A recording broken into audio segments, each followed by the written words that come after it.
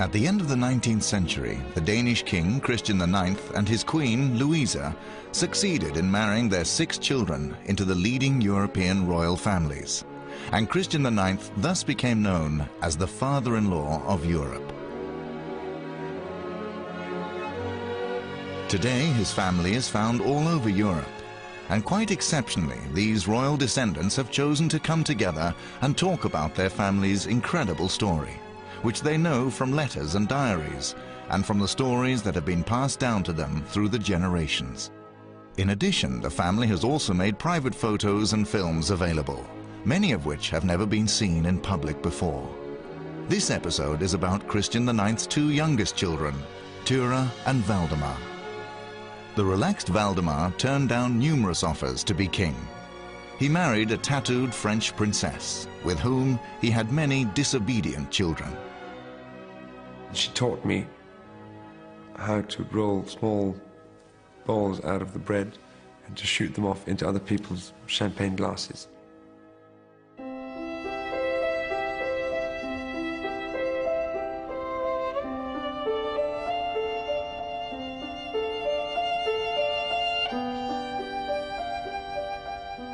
Little Princess Thyra arrives in 1853, a couple of months after her father, Prince Christian, has been named as heir to the throne. Alexandra and Dagmar are delighted to have a little sister, and Thyra isn't very old before she is out riding with her elder sisters. A few years later, the family's youngest child, Prince Valdemar, is born at Bernstorff Castle, Christian's new summer residence. It doesn't take Valdemar long to start joining in with his older siblings, also when they're visiting the docks in Copenhagen. He was taken very well care of by his brothers and sisters who loved him dearly and who supposedly often took him along for a stroll in the streets of Copenhagen, particularly to New Haven, a little canal street by the harbor of Copenhagen, where a lot of sailors were sitting, and he might have caught interest in sailing later on in his life through that part of his childhood. Valdemar dreams of being a sailor, and so he's not especially pleased when he receives a gift from his elder brother, the King of Greece. Prince Valdemar was sent some Greek costumes by his elder brother from Greece, of course, and as a small boy, he was dressed up in this, and one of the parts of this dress was a skirt, which Prince Valdemar wasn't very fond of wearing. They thought I was so lovely in the little white starched skirt, which is part of the Greek national costume, but I, being shown off and photographed in it, found it quite awful, and thought that the skirt was unworthy of clothing of a real man.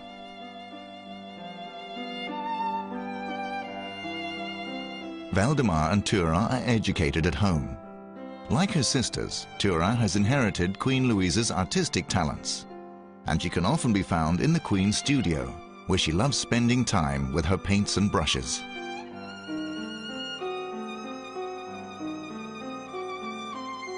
But the best entertainment of all is when the famous writer Hans Christian Andersen comes to visit and to read them his stories. Hans Christian Andersen, of course, was a monumental snob. And but of course also a very great artist, a wonderful writer, and he had known the people around the royal family always. They went to visit him, and he was asked to come and to read his stories, and he dedicated many volumes of his books to members of the royal family. Hans Christian Andersen had been to Amalienborg for dinner, and he didn't feel very well, which happened once in a while. The next morning, the king was feeling worried about the health of Hans Christian Andersen, so he went in the carriage with his son, Prince Valdemar. And when they arrive at Hans Christian Andersen's house, the writer is immensely moved. I was moved. Tears came to my eyes. He affectionately shook my hand and said that I looked better than he had thought, and that I wasn't wearing my teeth suited me much better than the false teeth I had worn. It's exciting to visit Hans Christian Andersen, especially because the writer's house is located in Newhaven, where the sailors sit and tell their tales.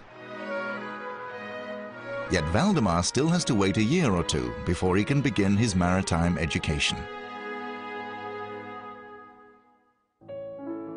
Thyra makes her social debut at 17 and begins to attract the interest of a number of foreign princes. Thyra writes to her sister Dagmar in Russia. Can you imagine anything as awful as turning 17? It's absolutely awful becoming this old. If you were here, we could enjoy ourselves. I feel so immensely lonely. Poor little me. Thyra's sisters have already married well, one to the heir to the British throne and the other to the heir to the Russian throne. And Queen Louise knows that it will be difficult to find an equally good match for Thyra. I think she was not the nicest of these three sisters, but I think the most interesting. Whilst her parents debate who she should marry, Thyra falls in love with Wilhelm Marker, an army officer. And he is equally smitten with a young princess. Queen Louisa is aware of the romance, but sees it as nothing more than a youthful fling.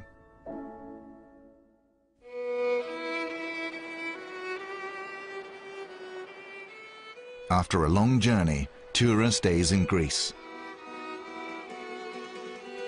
Back in Denmark, a family council has decided that the official reason for Thyra's journey is to visit her elder brother, King George of Greece. Yet her journey has been undertaken for an entirely different reason. The 18-year-old princess is pregnant. Thyra had a daughter, a daughter, before she was married. And the father was an officer of the guard. It's not something you boast about, but we've heard about it, at least in the Danish family. Reports from Athens that Thyra is not well worry Christian IX, and together with Valdemar, he decides to travel to Greece. Thyra's daughter is put up for adoption at birth, and after Thyra has recovered, the family travels to Rome. They stay here for the next couple of months, and Thyra is doing very well considering her situation. The Crown Prince of Hanover is also here. He's really very nice, except that he has no nose.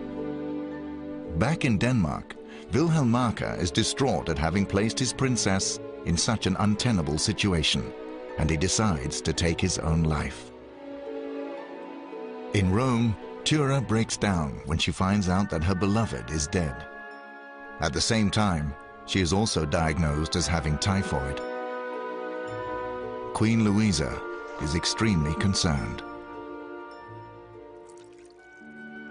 I am sitting in semi-darkness at Thyra's side. She is calm, but weak, though the doctor says her pulse is good. The fever is stronger today. By chance, the British royal doctor is in the area, and whilst the family watches despairingly, he finally succeeds in saving Thyra's life, enabling her to return to Denmark.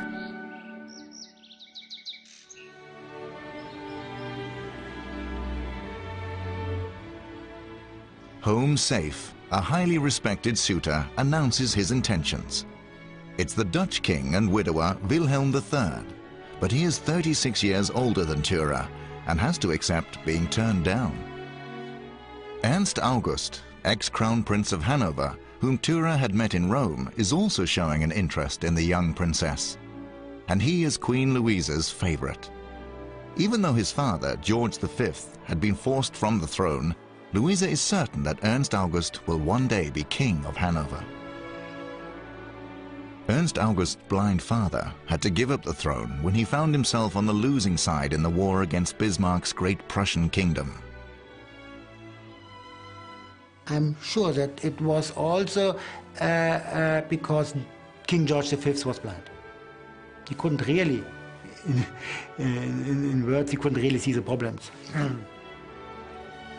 This was a disaster for the Hanoverian people, and to all intents and purposes, the son, Ernst August, must accept being reduced to nothing. When George V dies in exile, Ernst August chooses to adopt his father's British title, the Duke of Cumberland. The tall, thin Ernst August is far from being the ideal prince. With his flat face and poor taste in clothes, he is the subject of much amused conversation amongst Europe's royalty. Yet he is also much loved by them all. And Thyra's sister Alexandra, who is married to the heir to the British throne, is keen to see Ernst August marry into the Danish royal family.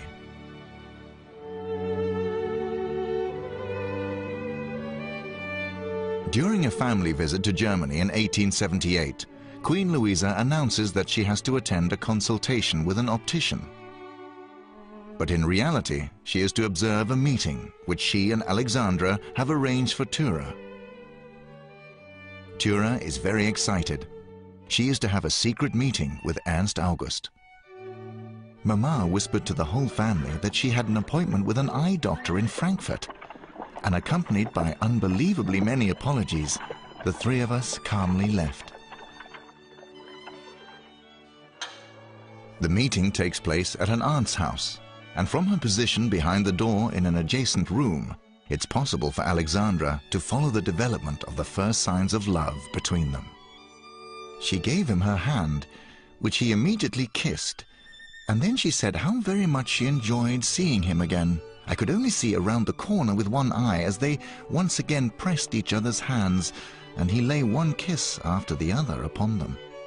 Mama and I could have saved ourselves our long conversation with him, because she cut the whole procedure short by proposing herself.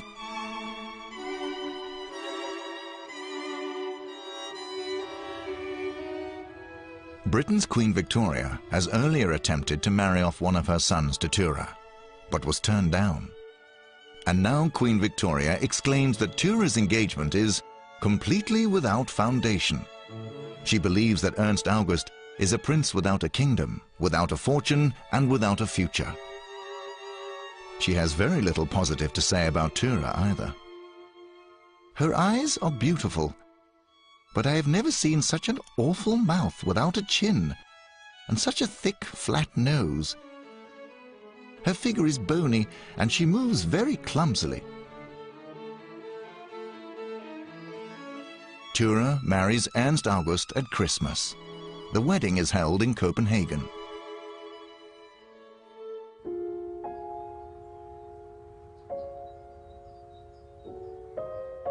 After the wedding, the couple moves to Austria.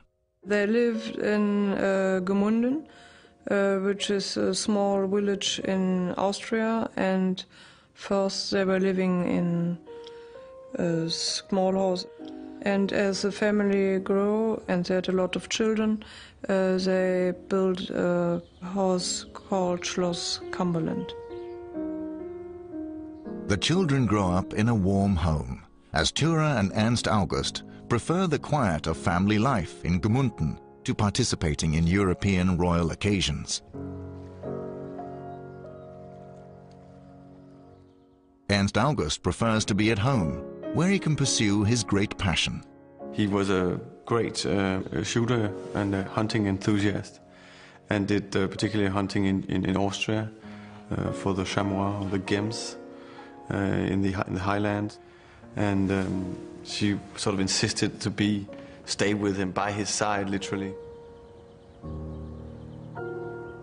Thyra is only occasionally able to persuade her husband to make the journey to Denmark, where the rest of the widely dispersed family chooses to gather. Ernst August hates to travel, and he despises court etiquette. The Greek princes, however, find his behavior somewhat strange. Ernst August was very original, and he only wore Tyrolean attire. When he very rarely ate at the court in Denmark, he changed back into his Tyrolean clothes the moment the dinner was over. Thyra loves spending time with her family in Denmark, and she enjoys playing the piano, eight-handed, together with her sisters and her mother.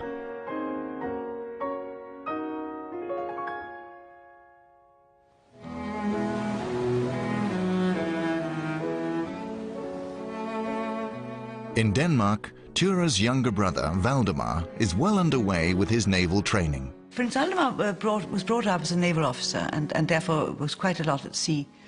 He had naval commands, went on several long trips. It means everything to serve, and 26-year-old Valdemar does not wish to be given any special treatment. He works as an equal with his comrades. Queen Louisa is now occupied trying to find a bride for Valdemar. After the elder children's successful marriages in Britain, Russia, Greece and Sweden, it's difficult to ignore the great power, France. Emperor Napoleon III has died in exile, and Louisa believes that there is a possibility that France will restore the monarchy. The good old Bourbons from the country's great pre-revolutionary royal period might possibly make a return to the French throne. So a marriage to a member of this family would obviously be a very good match. A great-granddaughter of the last king of France proves to be a possibility. She is the very independent and somewhat eccentric Princess Marie of Orléans. Queen Louisa has already established a good relationship with Marie's parents. And in 1885, Marie's father sends an invitation to Valdemar. But Princess Marie doesn't know she's receiving a visitor. I was received most warmly by the Duke and Duchess, and while we sat talking, a young 20-year-old girl opened the door. In her surprise at seeing a guest, she spilled a cup of paint she was holding in her hand all over herself. Blushing, she disappeared to recompose herself. When Marie d'Orléans was living with her parents, they were living near Le Havre at a farm which was very poor. They had to maintain the place completely themselves. They had no gardener, no servants. Marie has a very unusual and forceful personality. She's intelligent, quick-witted, and completely unimpressed by the royal way of life. And princess or not, she does whatever she wants. She was an unusual personality. She had rather unusual interests, and she was very forthright, especially. She would sort of say exactly what she felt. In Britain, Queen Victoria is well aware of the French princess's potential, and Marie has already been invited to Windsor. I was so blinded by all of the unfurled magnificence, and when the Queen finally asked me if I wanted to live in England, I gave the awfully stupid answer, "No, it's much too grand here." And so the Queen gave up on me. Valdemar has more luck. Marie finds him very attractive, and she accepts his proposal of marriage. The hopeful parents have already taken care of all the formalities, and it takes only 3 days for the Pope to grant permission for the couple to marry. It was highly unusual, in fact, because, of course, she was a Catholic and he was a Lutheran. An arrangement was made with the Catholic Church that the sons of the marriage would become Lutheran and daughters would become Catholic. Marie immediately starts preparing for her new life in Denmark, and she corresponds regularly with Valdemar. "I hope that when I come to Denmark, I can ride with you and the king, because I would so very much like you to allow me to bring my good horse." 1,500 guests take part in Marie and Valdemar's wedding in France.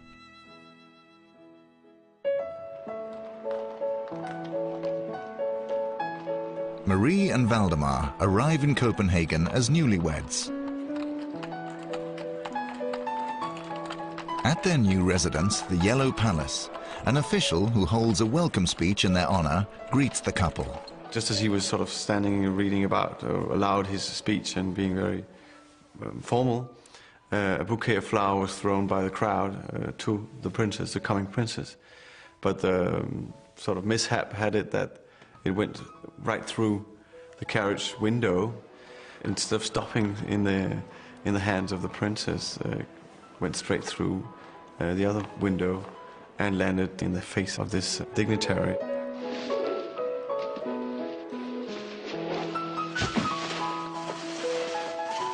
This is the first opportunity Copenhageners have had to hear Marie's spontaneous laughter. And with her unpretentious style, it's not long before she is well loved by the Danes.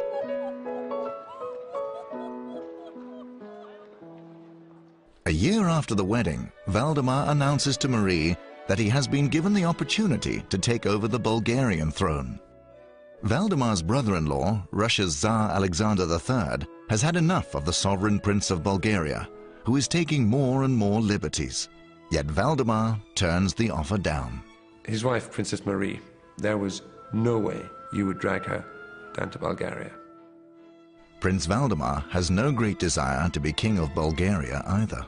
He was not too happy to go there, first and foremost, because they would immediately put him as an enemy of his very dear brother, George of Greece. Bulgaria and Greece were often in position as enemies. There had been wars between them, and there were later on. And I'm sure that the two brothers felt that situation would be an impossible situation for them. And in any case, Valdemar and Marie very much enjoy living in Denmark.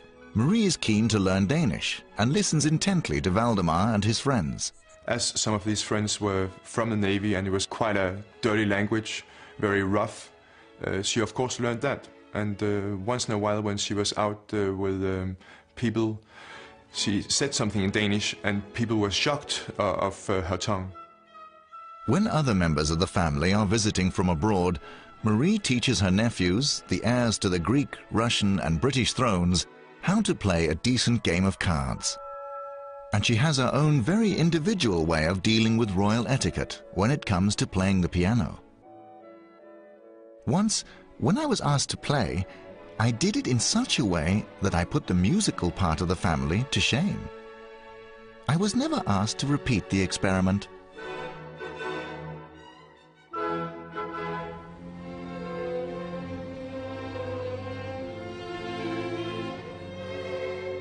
During a 6-year period, Marie gives birth to the couple's first 4 children, the princes Oer, Axel, Eric and Viggo. After the birth of Viggo, Marie's doctor prescribes some pain-killing morphine for her.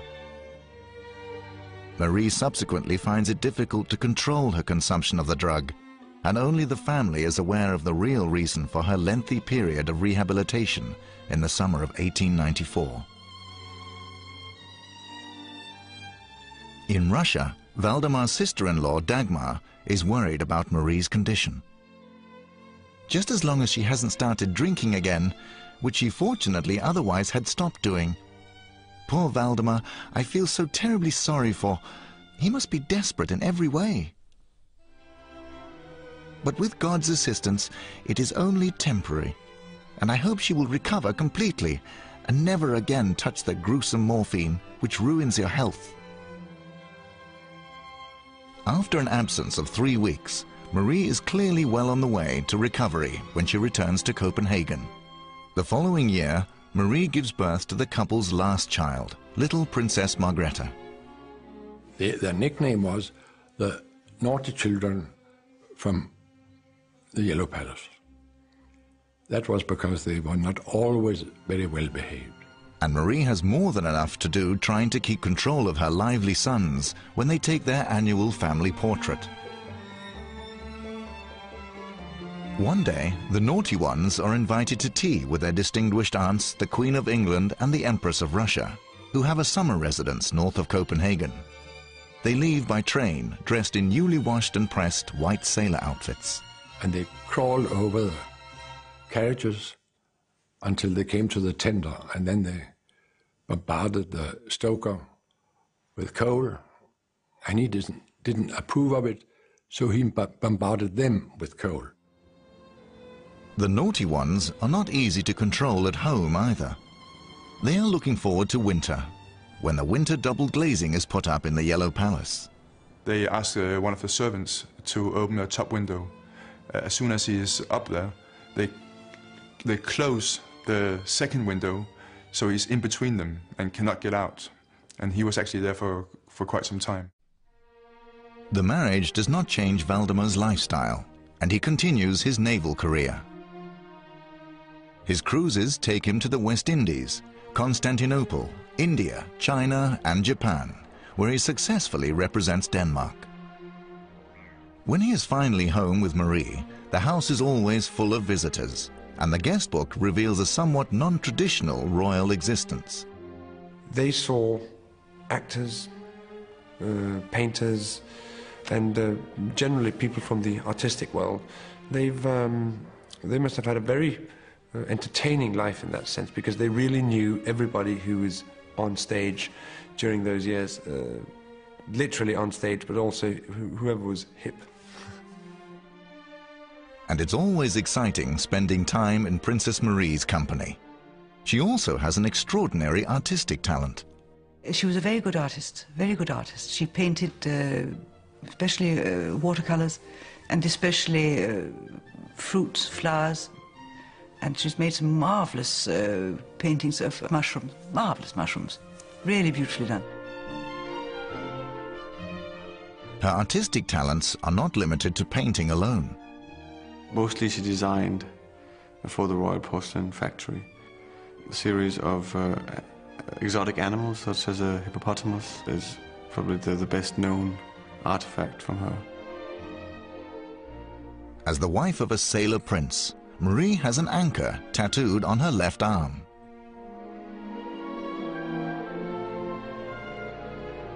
And she's an expert at embarrassing her husband when she makes fun of the distinguished women of the royal court. Princess Marie used to call the ladies-in-waiting, which in French is dames d'honneur. She called them dames d'horreur, which is the horrible ladies. Marie is happiest away from stiff royal etiquette, and she thoroughly enjoys her daily rides on her horse, Boy. My grandmother enjoyed riding very much, and she also had a lady's saddle made for a bull, so she also tried riding a bull, which was rather extraordinary. I think she was much admired, and I think people enjoy this very different sort of person that she was. When Marie hears that one of Copenhagen's lonely eccentrics has died, she turns up unannounced at the funeral. There was a lady here, or a woman here in Denmark called Virgin Pastime, and at her funeral, actually, Princess Marie was the only one attending. There's a fire in Copenhagen, and on her way past, Marie hears that a fireman has fallen to his death. When she discovers that the man's widow and children will now have to fend for themselves, she establishes a fund for firemen's widows. She is presented with a fireman's helmet in thanks, and is named an honorary fireman.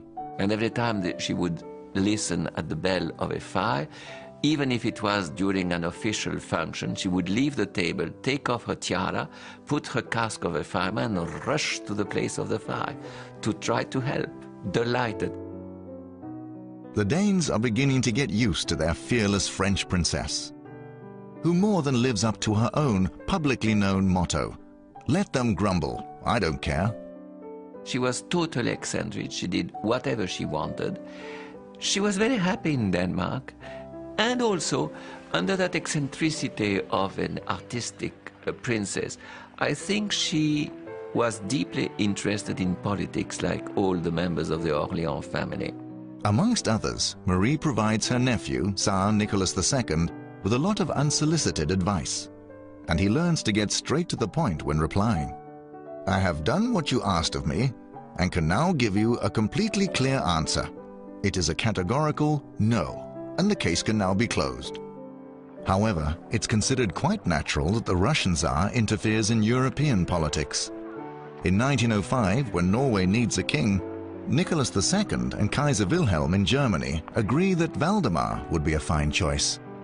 For as Emperor Wilhelm says, Valdemar has the required experience, a delightful and elegant wife, and healthy offspring. Yet Valdemar refuses. Instead, he would like to see the task passed on to his nephew, Prince Karl. Valdemar really has no other ambition in life than to be a sailor prince.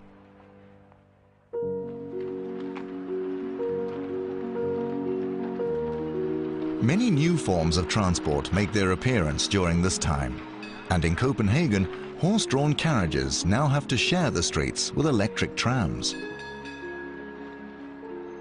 And the royal family watches with great interest when in 1907, a Dane, Ellehammer, manages to fly an aircraft 461 yards, the longest ever flown by a European. The time Valdemar spends together with his wife and children is limited, due to the fact that he has an exceptionally close relationship with his Greek nephew, Prince George, whose company he values very highly.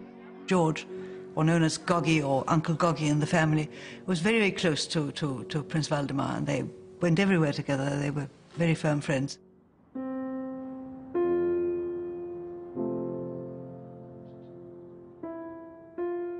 In the final years of her life, Marie is lonely in her husband's absence.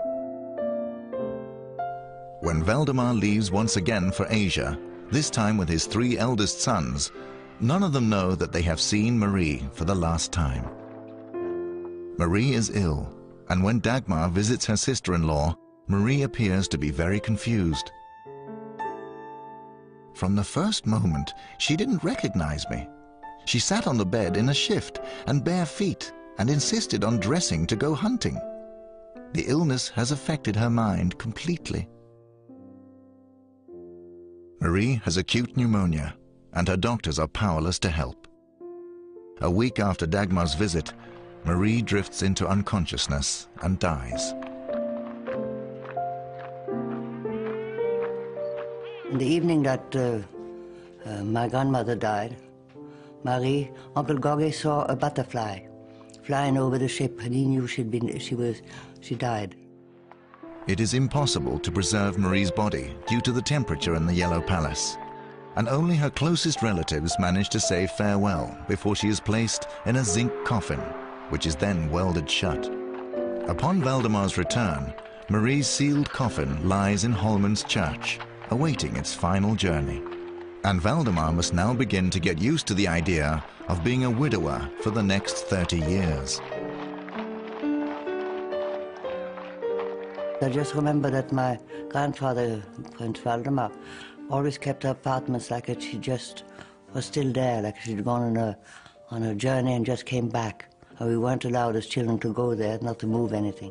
The many parties and society events previously held at the Yellow Palace are no longer, and Marie and Valdemar's 5 children leave home as they marry.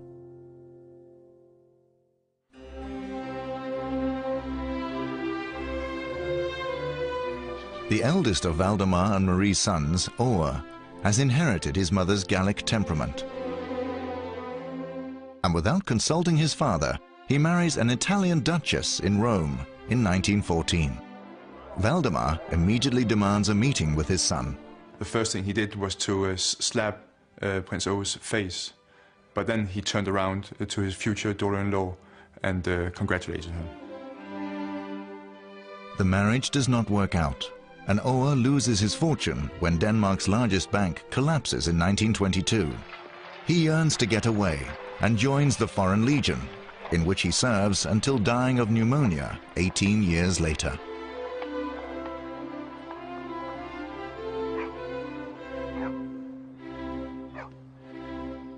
The second son, Axel, marries Princess Margareta of Sweden. He joins the East Asiatic Company, a large Danish multinational, where he becomes a director. But when he is with his siblings, it's easy to recognize the disobedient children from the Yellow Palace. My father and his brothers and sister, they got an idea of they should try to put their cars in reverse and then go as slowly as possible. And then they all got out and stood on the front steps, and the one who got hit first had lost. Axel and Margareta are the parents of Count Fleming of Rosenborg, who was married to Countess Ruth until his death in 2002.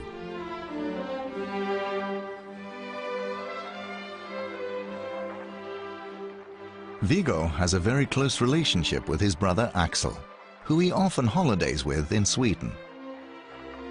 Viggo becomes an army officer and marries the immensely wealthy American Eleanor Green, but the couple have no children. The social couple, who are known as Prince and Princess Viggo, remain in Denmark.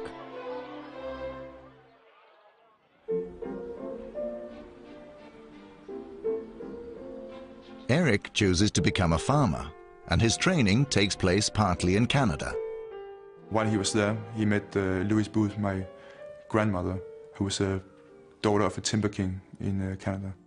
Amongst Eric's descendants today is the shipbroker Count Valdemar of Rosenborg, who is married to a French woman.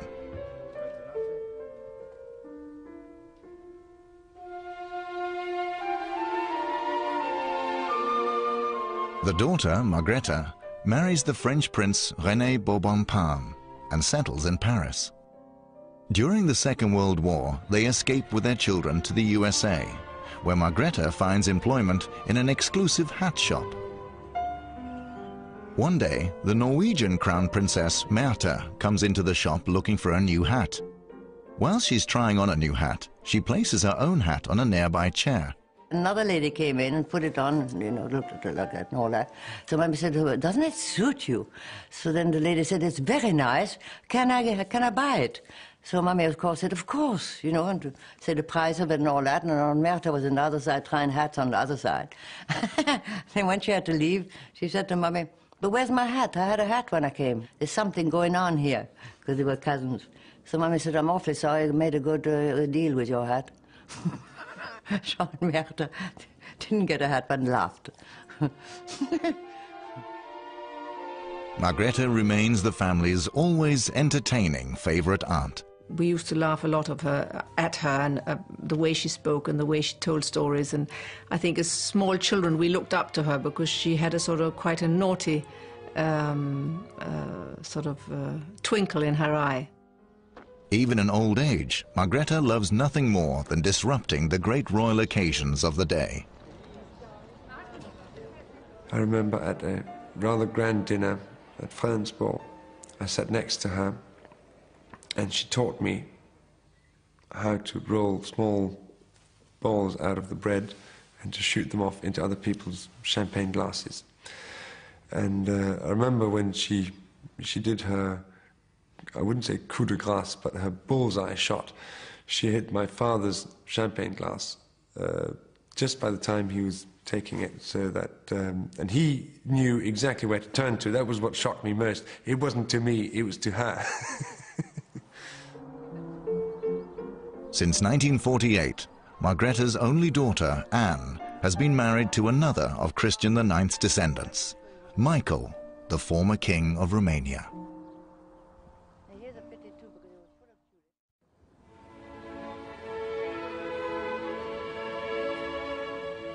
Back in 1887, Thyra and Ernst August have been married for 9 years when Thyra begins to exhibit a form of very strange behavior.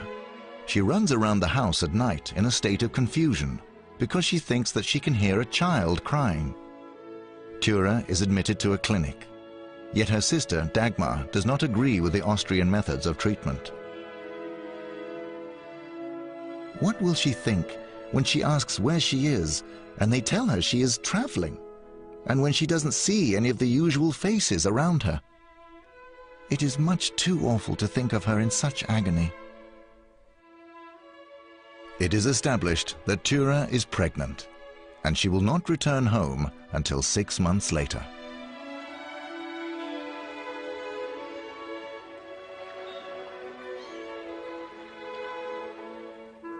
Ernst August is now easily annoyed and irritable.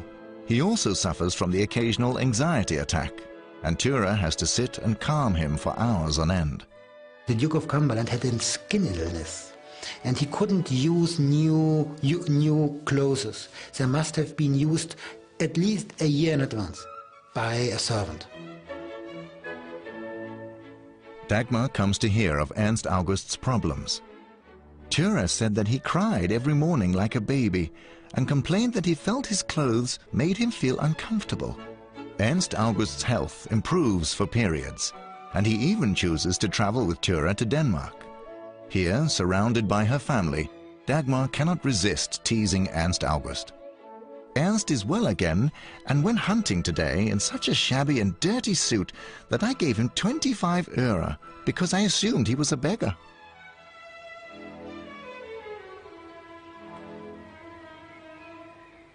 Members of the Danish royal family have always been very keen on games. and croquet has been played at the summer gatherings for many years. And Christian IX enjoys playing whist with his daughters, Thyra, Dagmar and Alexandra.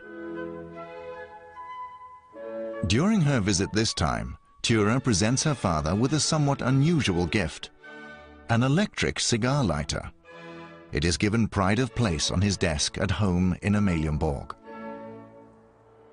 Thyra's brother, Frederick VIII of Denmark, dies in 1912, and a few days later, Thyra and Ernst August receive some shocking news about their eldest son, George. Being a very close relative to King Frederick VIII, he has to go to the funeral. On his way to Copenhagen, he has a car accident. He is killed, and obviously his younger brother, Ernst August, then becomes the head of the family, and that's how the Hanover family have continued as of today. As the accident has taken place in Germany, Kaiser Wilhelm organizes a guard of honor, and Thyra and Ernst August politely send their youngest son, who's also called Ernst August, to Berlin to represent them and thank the Kaiser for his efforts on behalf of their dead son. Whilst in Berlin, the 25-year-old Ernst August falls in love with the Kaiser's daughter, Victoria, and a wedding is soon arranged. Yet it is difficult for Thyra and Ernst August to accept that their son is now marrying into the family that forced the Hanoverians from the throne. The Cumberlands have suffered much at the hands of the ambitious Kaiser, and there can never be a happy reconciliation between the families. Yet Ernst August will not stand in the way of his son's happiness, and at the wedding in Berlin, he finds himself driving in an open carriage sitting beside his arch-enemy, Kaiser Wilhelm. I think that was the last time all the heads of state of the Europe of that time ever met. In other words, the Tsar was there, the King of England was there, and certainly the Kaiser was there. By virtue of his marriage to the Kaiser's daughter, Ernst August becomes the reigning prince in the Duchy of Brunswick. But the pleasure is short-lived, as the following year the First World War breaks out, destroying the imperial thrones of Germany, Russia, and Austria. Some years previously, in Gmunden, Thyra and Ernst August's eldest daughter, Marie-Louise, had married Prince Maximilian of Baden, a highly respected officer attached to the court of Kaiser Wilhelm. Thyra and Ernst August have a very good relationship with their son-in-law, as long as he doesn't talk too much about the German Kaiser in their home. At the end of the First World War, Kaiser Wilhelm makes Maximilian the German Chancellor, in the hope that he will be able to save what remains of the German Empire in the chaos to follow. Yet Maximilian sees only one solution, and announces the Kaiser's abdication. And Kaiser Wilhelm is therefore forced to spend the rest of his life in exile in Holland. After 1918, there were no duchesses anymore. The war was over. The king and emperor didn't exist anymore. As the aging Ernst August has supported Austria during the war, the British strip him of his royal title, Duke of Cumberland. Both he and Thyra are heartbroken. My poor Duke suffers much from it, though he won't think ill of people's intentions. It seems that England has destroyed my Duke and accuses him of treason. Thyra becomes very lonely when Ernst August, after 45 years of marriage, dies in 1923, and she plans a visit to the family in Denmark. Later in the summer, I hope to travel to Denmark after 11 years' absence. I am so grateful now at not having traveled home during these years. I stayed purely out of fear that something would happen to my Duke in my absence.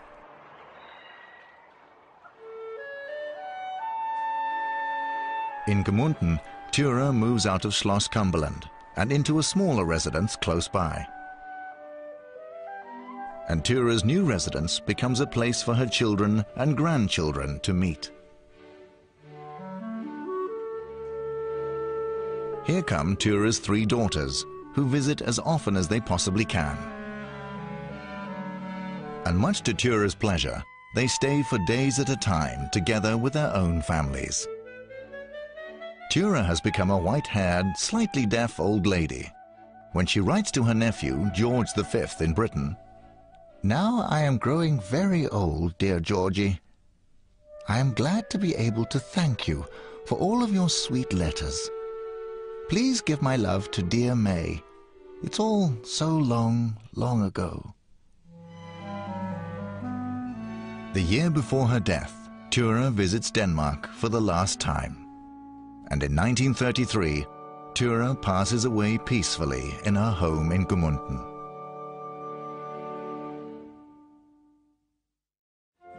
Among Thyra's descendants is her great-grandson, Prince Heinrich of Hanover. He is a businessman and lives near Hanover together with his wife and children. His elder brother is Prince Ernst August of Hanover, who bears the same name as his father, grandfather, and great-grandfather. He is married to Princess Caroline of Monaco. The couple both have children from previous marriages, as well as their own daughter, Princess Alexandra.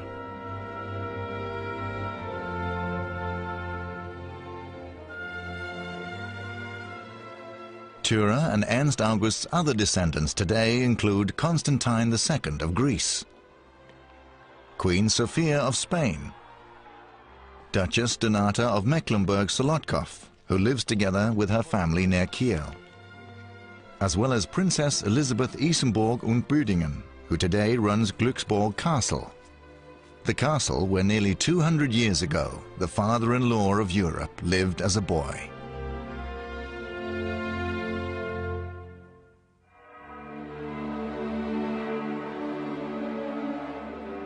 In 1939, the last of Christian IX's children, Prince Valdemar, the man who did not want to be king, dies peacefully after a short illness, aged 80.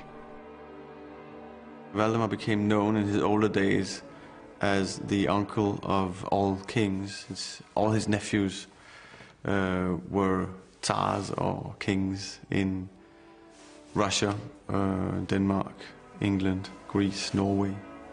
So it was a fantastic title, I would say, to be. When Europe's royals meet today, the great majority of them come from the same family, a dynasty that can trace its roots back to the Danish King Christian IX, the father-in-law of Europe. In numerous cases, both spouses are descendants of Christian IX. This applies to Britain's Queen Elizabeth and Prince Philip, Constantine II of Greece, and Queen Anne-Marie, as well as Romania's former King Michael and his wife, Queen Anne.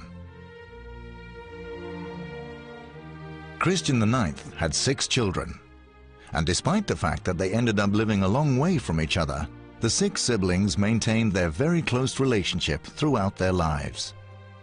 The eldest son became, as Frederick VIII, King of Denmark on the death of his father, and through his children, the descendants found their way to Norway, Sweden, Belgium, and Luxembourg. Christian IX's eldest daughter, Alexandra, became Queen of Great Britain through her marriage to Edward VII.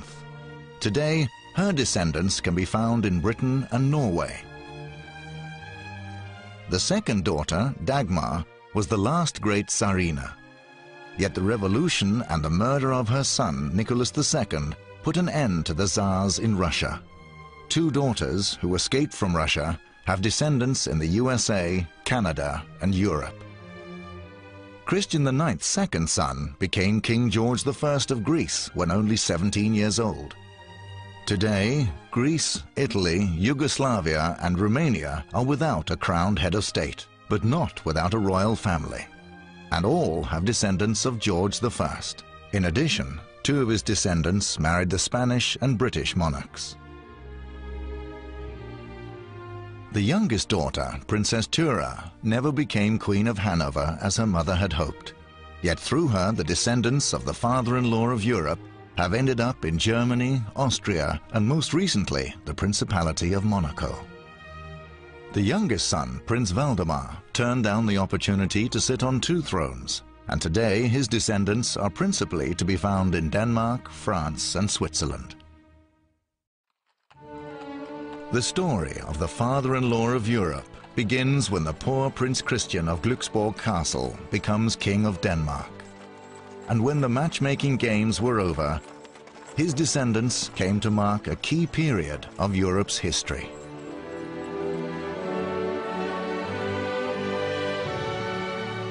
From a time of dynastic politics to today's modern Europe, the descendants of the father-in-law of Europe have maintained their close ties across all borders.